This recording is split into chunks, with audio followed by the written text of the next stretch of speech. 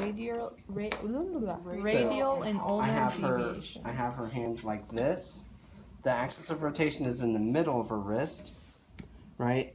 The stable arm is going to be lined up with the middle of her forearm. The movable arm is going to be lined up with the third metacarpal. Okay. So this is the head of the third metacarpal, so I make sure it's lined up there. And then I will have her for radial deviation. I'll say, can you bring your hand in towards your thumb like this? Good. Oh my. Okay. So then the axis of rotation is still in the middle of the wrist.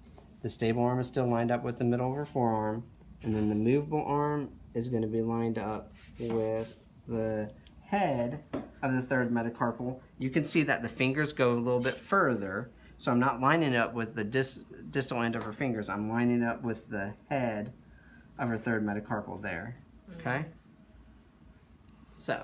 You told her to move her hand which way? Toward herself. Towards herself. So she has 0 to 30 degrees of radial deviation, which normal is 0 to 20. Dang, girl. Okay. It looked like she went for... Your wrist is... Yeah, that's why he went, oh, when you did it. Most wrists don't move that far. Look. Now look at hers. See? Oh, I just compensated. Yeah. Brought my elbow way out. Yeah. We need to compensate to keep up with Raylene. I'm saying. So then, for ulnar deviation, the axis of rotation is in the middle of her wrist again.